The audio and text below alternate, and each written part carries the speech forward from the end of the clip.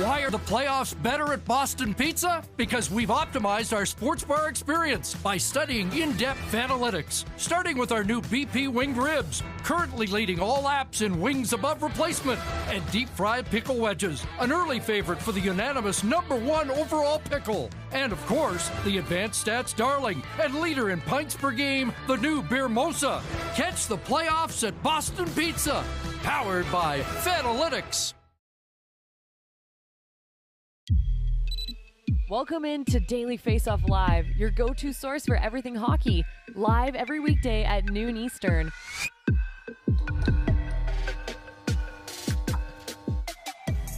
What's up, everybody, and welcome into a Thursday, April 20th edition of Daily Faceoff Live, presented by Betano. The game starts now at betano.ca, 19 plus. Please play responsibly. And happy 420 day to all who partake. Pleased to welcome into the show Colby Cohen, former NHL player, current Chicago Blackhawks analyst. Colby, how you doing? It's good to be back. I missed you guys the last couple of weeks, but right in time for playoffs. Yeah, you've been busy welcoming a new kid at home.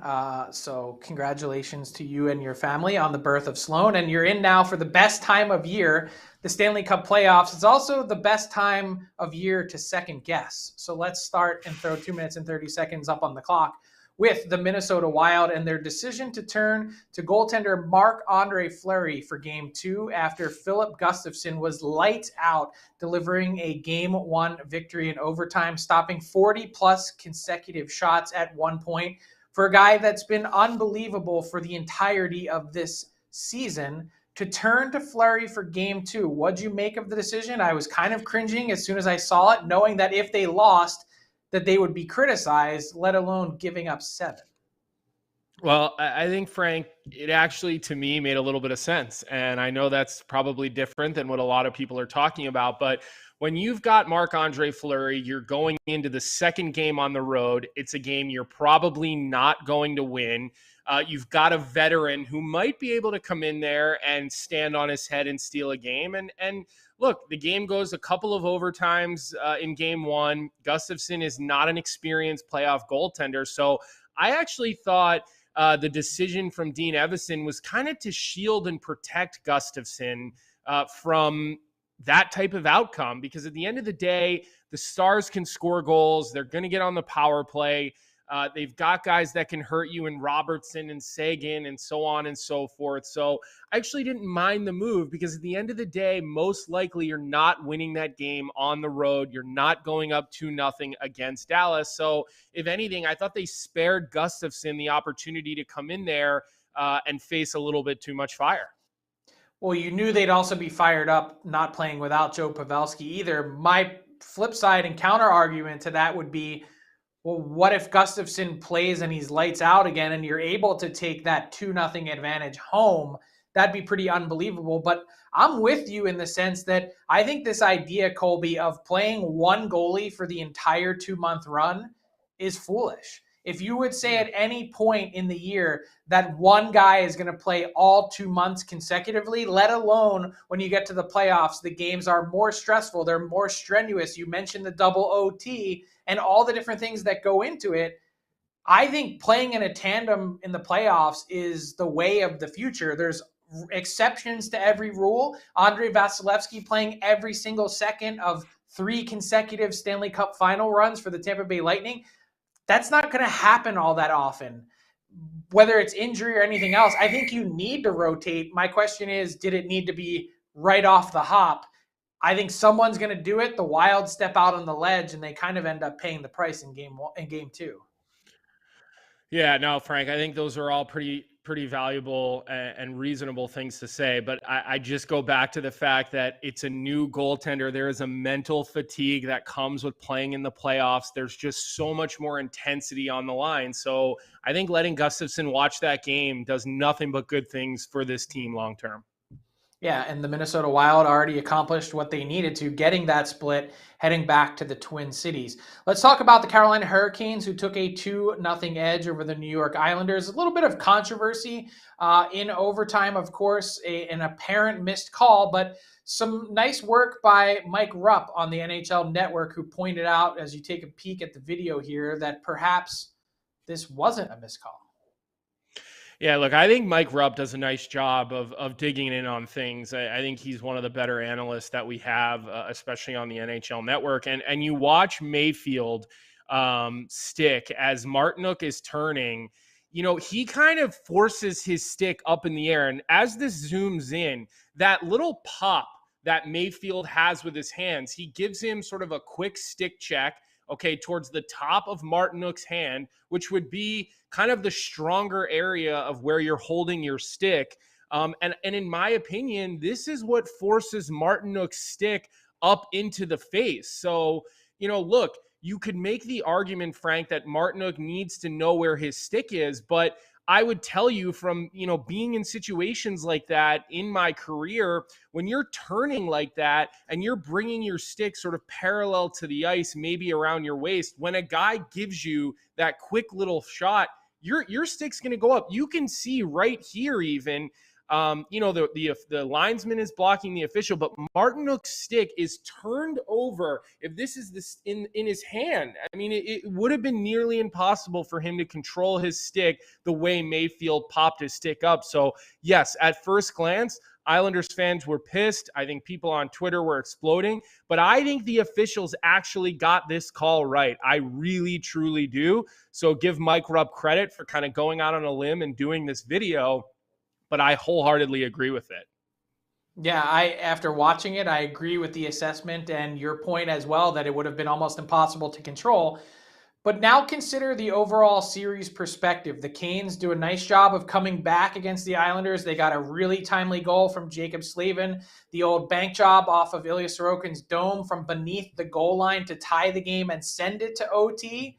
And then they leave Carolina, where they won all of their home games except for one last year and lost every single road game in the playoffs. Now heading to New York, but minus one more key player. What a year it's been for the Carolina Hurricanes in terms of injuries to significant forwards. First, Max Pacioretty goes down. Then Andrei Svechnikov done for the season. Now it seems Teuvo Teravainen also done for the season. Coach Rod Brind'Amour saying after the game that he broke his hand and will require surgery on Thursday to fix it, out indefinitely. Even being down 2-0, are the Islanders a live dog here? No, I do not think so. I think Carolina has enough in that lineup. They play such a good structure. They play such a good team game. They never really get pulled out of sorts. They stay so compact around the net. And let's not forget about the D-core of the Carolina Hurricanes. I mean, they have an incredible defensive core on that team. Now, their power play going, Frank, a little bit. That's why they brought in Shane Gostisbehere at the deadline. But I think they'll get through this round. I don't foresee them winning a second round without Pacioretty, without Teravainen, and without Svechnikov. And look, I got to talk to Rod Brind'Amour at the Frozen Four and at the regionals because I did all of Skylar Brindamore's games through the NCAA tournament. And talking to him, he's such an intense guy, and he knows, like, they are shorthanded with no other team in the NHL is missing more marquee players than the Carolina Hurricanes. So I think they get through this series, but I do not foresee them traveling through the playoffs minus those three players. Yeah, the Islanders will be hungry as they get to home ice. We'll see if the Canes can win one on the road for a change, which would be a big confidence boost for that team. Speaking of winning one on the road, a big one for the Florida Panthers, who doubled up the Boston Bruins 6-3 in their Game 2 on Wednesday evening at TD Garden. Love the attitude from Matthew Tkachuk. Not sure if you saw the post-game interview, but he was saying, what did people think we were going to roll over just because the Boston Bruins were the best team in history in the regular season? I think the Florida Panthers have a bit of a shot here. I know that the Boston Bruins are playing without Patrice Bergeron, who Jim Montgomery acknowledged is out with an injury and not an illness. But I think back to the first period that they played to open the series, the Bruins were lucky to escape that knot in a hole. They actually played two pretty complete road games to start this series against the best team in the league from the regular season. Now they head home. They got the split that they were looking for. They've taken back home ice advantage. Do you think the Panthers have a shot against the Boston Bruins? I certainly do not think they have a shot. I certainly do not think they will win this series. And let me just hang on something you just said. They're going home for home ice. Is it home ice, though, when they play in Sunrise? How many Bruins fans will be at that game, that Does home playoff ice game? even matter in these playoffs? Maybe or maybe not. So far, it hasn't seemed to matter. I think as you get into playoffs, the travel starts to wear on you, but you get to go down to Florida. Your body feels better when you're in the sun. You're going to have just as many fans in the building as you would at a home game. I mean, I know I'm exaggerating a little bit, but at the end of the day, I don't foresee Florida getting back into this series. But the last thing I will say, Patrice Bergeron not playing makes a big difference. I've been in that locker room with Patrice Bergeron, with Zdeno Chara, although I know he's not there, David Krejci, Marchand. These guys have been there. They're not going to get rattled by not starting the playoffs great, but Bergie is the guy they look to. He's the guy they lean on when things start to unravel. Bergie is the guy who settles the ship. So I do think it makes it more interesting without Patrice Bergeron. But at the end of the day, Frank, I don't think it's something that's going to deter the Bruins from winning this first round. Okay, so we just talked about potential goaltender changes. The Bruins allowed the most goals against in a playoff game since the 2013 Stanley Cup Final. Jeremy Swayman played a huge chunk of this year. It wasn't an even split, but Linus Ullmark, the likely Vezina winner, played fewer than 50 games this year. Would you go with Swayman for game 3 or Ullmark? I'd stick with Ullmark. He had such an incredible season. You know you have Swayman if it gets to that point. But right now, at 1-1 in the series, you got to go with the goaltender that's going to win the Vezina Trophy this season. Do you go with Swayman at any point, or is it all Ullmark? No, potentially. I could foresee him playing a game in the playoffs. Or and I don't mean just a mistake. I just mean in general. Would you play him, I'm with give you. him a start? Yeah. I think if they get up 2-1, I think you might go to him for game 4 because he is that good and he is that capable. Okay, let's move on to talk about the Toronto Maple Leafs. White knuckle game 2 already for the Leafs on home ice, trying to avoid going down 2-0 in the series to a team that's gone to 3 consecutive Stanley Cup Finals. The Leafs look nervous in game 1. We've talked about that to death. It seems like Victor Hedman will play. John Cooper, their coach, saying just minutes ago that Hedman is still a game time decision, but he was on the ice at Scotiabank Arena this morning for the team's morning skate. Obviously a huge difference maker for that team, not just because of himself, but also because Erik Cernak is likely out for a chunk of time after the hit from Michael Bunting that cost him a 3-game suspension that was handed down last evening. What do you make of this spot that the Leafs are in already, and what is your confidence level that the Leafs will bounce back for game 2?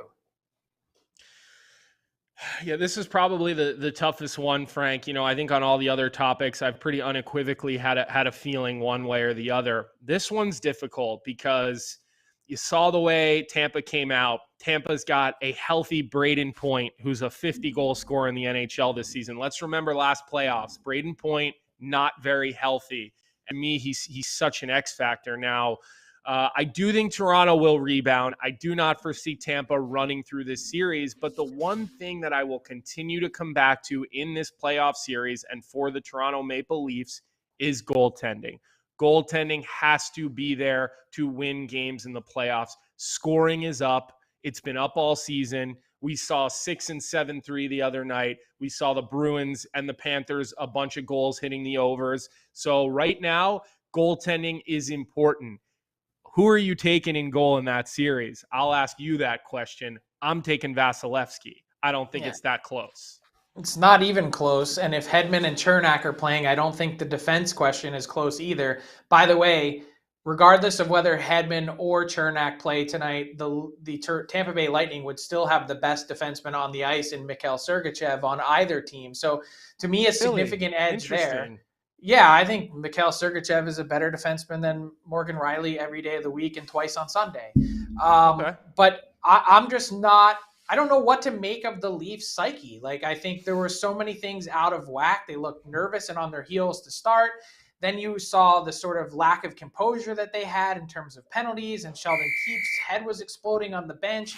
I just think there's so many different pressure points that go into this. The goaltending was another one. I thought it was really strange to me that he didn't immediately back Ilya Samsonov right after the game when he was asked by Matt Larkin. The question was, hey, who are you starting for game 2? And he said too early to tell. I know that he then named Samsonov the starter yesterday, but still the fact that you're even thinking about that after one game with Joe Wall, a guy who has no playoff experience outside of some garbage time in game 1 in the third period, like there's a million things that are in play for the Toronto Maple Leafs that I just think I could envision a path in which they go back to Tampa now down 2-0 after fumbling both games on home ice. Like I think that's a very real possibility.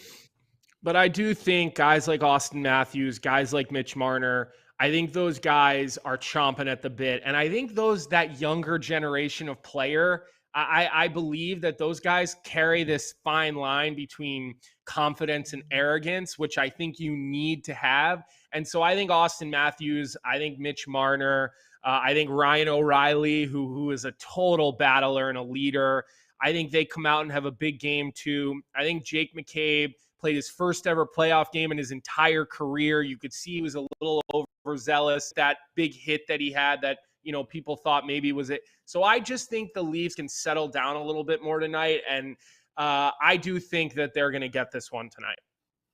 Waiting for someone to step up and be a killer. Thought it might be Ryan O'Reilly, still can be. That's what he was brought here for. I think the closest thing they have to one right now is William Nylander. We'll see.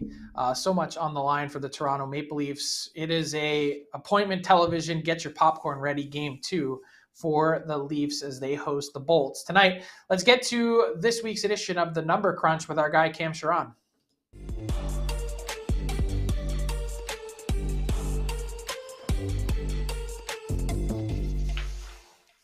That's right. This week's edition of the Number Crunch is brought to you by Boston Pizza and their new Fanalytics menu. Pizza flights, deep fried pickle wedges, winged ribs, and of course, everyone's favorite, the beer mosa. Check out the new Fanalytics menu. Great place to watch the playoffs at Boston Pizza. So head on over to your local Boston Pizza for tonight's games. That's right. It is Cam Charron back for this week's edition of the Number Crunch, former Toronto Maple Leafs front office analyst. And Cam, there's been so much talk about the officiating to start the first 4 days of the Stanley Cup playoffs. You wrote a piece at The Athletic, a great piece with some charts and graphs that I found super valuable about a lot of penalty calls early on in the series, but it tails off later in the series and off a cliff in Game 7. Obviously, we don't know what's going to happen as these series go on, but have you seen more calls? What does the data tell you from the first few games of each series? Yeah, this is a thing that's always talked about. Well, not always. I think it's in the last couple of years, people have noticed that that there's more penalties called in the playoffs than there are in the regular season. And you actually see an increase in power play opportunities. We've had just under 4 per game per team so far in the game ones. I haven't done game 2 yet, but we've seen about twice as much as we'd expect in the game ones of this season compared to all the other years since 2016. That, by the way, that should read 2016 to 2022. That's my bad. I'll fix that in further versions. But there's been some focus on the missed calls, and I do disagree with both you guys. I don't think that there is a provision in the rule book that allows for a stick to be lifted into a face. The rule book says that the player must be in control. There's 2 exceptions. Anyway, we've been focusing on the missed calls, but there have been a lot of penalties called so far, a lot of power play goals. We've seen multiple teams win their games because of power play goals so far.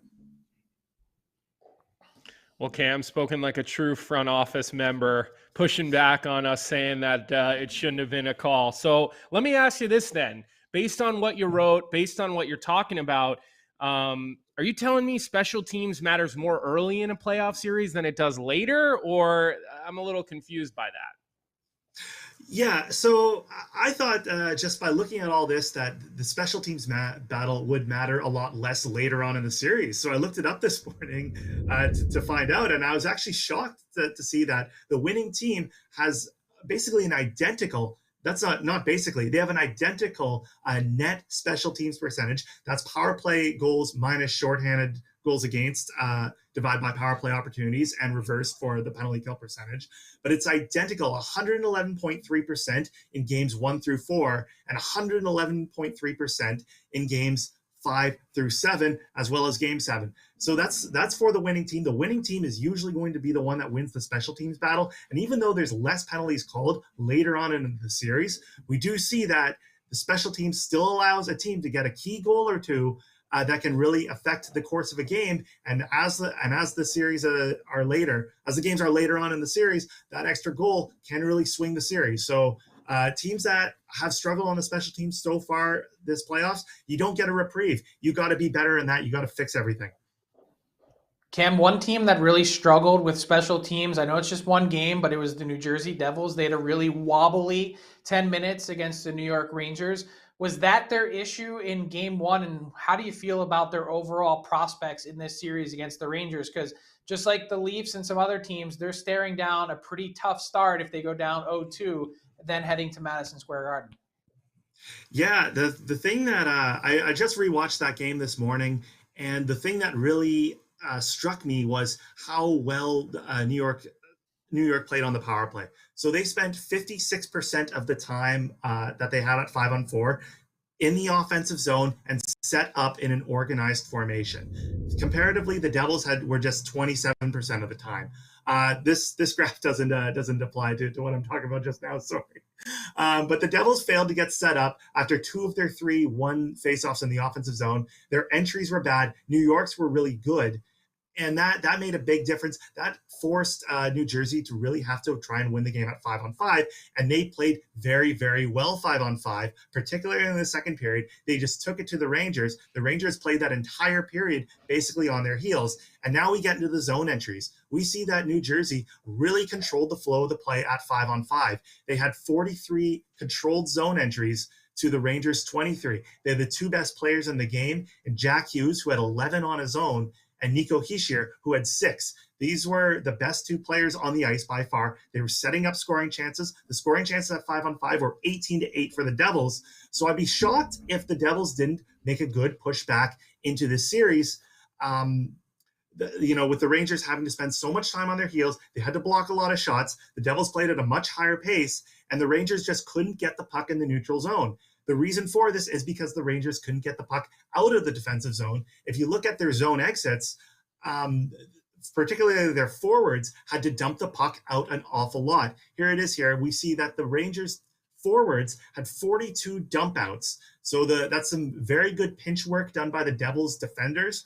I thought John Marino, Ryan Graves, and Dougie Hamilton, Jonas Siegenthaler, that top 4, did a very good job of really closing the gap along the wing, and it forced the Rangers, a lot of them, to just send the puck into the neutral zone. I think they were kind of happy to do it given the score, but there's a big problem if the Rangers don't have the lead. How are they going to respond? I think it's key for the Rangers to get a good early goal, make Vitek Vanacek struggle. He didn't look good early in that game either. We talked about the Leafs goalie situation either. Vanacek was also a little shaky.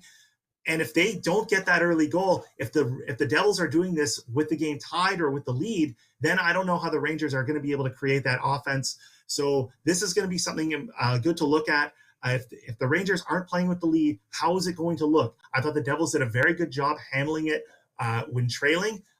Igor Shesterkin had to play really well. He was forced into making a lot of saves. So we'll see how that series goes. I don't think that the Devils are out of it by any stretch. This is going to be a very competitive series. I still think that the Devils, down 1-0, are the better team, and I'd favor them to win. Yeah, that's interesting because I think we were all expecting in game 1 to them have the Devils utilize what's been one of their calling cards all season long, their speed off the rush. We did see some of that, as you mentioned, but certainly need to see more of it in game 2. Thank you to Cam Charron for joining us for this week's edition of The Number Crunch, which was powered by Boston Pizza and their new Fanalytics menu. Thanks, Cam.